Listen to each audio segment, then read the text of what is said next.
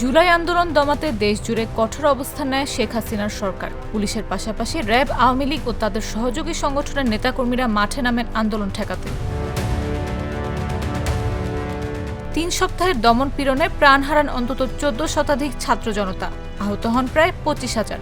অবশেষে গণ আন্দোলনের মুখে ৫ আগস্ট দেশ ছেড়ে পালিয়ে যান ক্ষমতাচ্যুত প্রধানমন্ত্রী শেখ হাসিনা।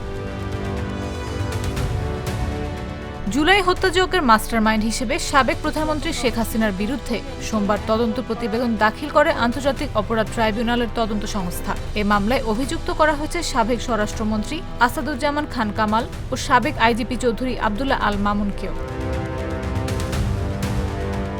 পরে এক ব্রিফিংয়ে চিফ প্রসিকিউটর জানান, শেখ হাসিনার বিরুদ্ধে নির্বিচারে হত্যার নির্দেশনা, প্ররোচনা, উস্কানি সহ ৫ অভিযোগের প্রমাণ মিলেছে।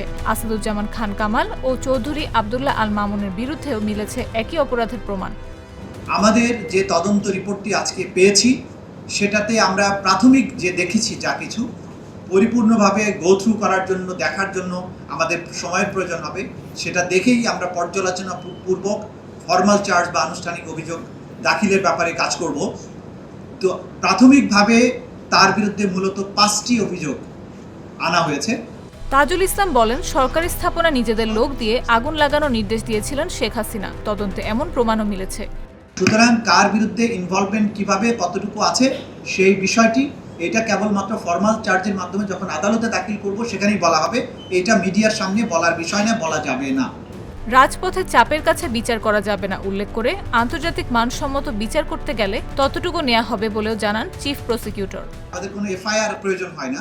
আমাদের তদন্ত সংস্থার কাছে যদি মনে হয় হ্যাঁ এই দলটি রাজনৈতিকভাবে মানবতা বিরোধী অপরাধের সাথে সম্পৃক্ত হয়েছে, তাদের বিরুদ্ধে তদন্ত করা দরকার, তাহলে আইন অনুযায়ী তদন্ত প্রক্রিয়া শুরু হবে এবং যা যা আইনের ব্যবস্থা আছে সেগুলো চলমান হবে। মাত্র আইনটা হয়েছে, এখনই এই বিষয়ে মন্তব্য করার সময় আসেনি। এ মাসে শেখ হাসিনা সহ ৩ জনের বিরুদ্ধে আনুষ্ঠানিক বিচার শুরুর প্রত্যাশা প্রসিকিউশনের।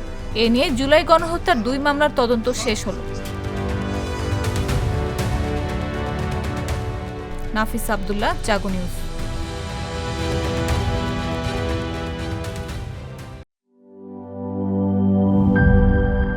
বান্ডেল থাকলে প্রতি সেনমানিতে টাকা বাঁচবে।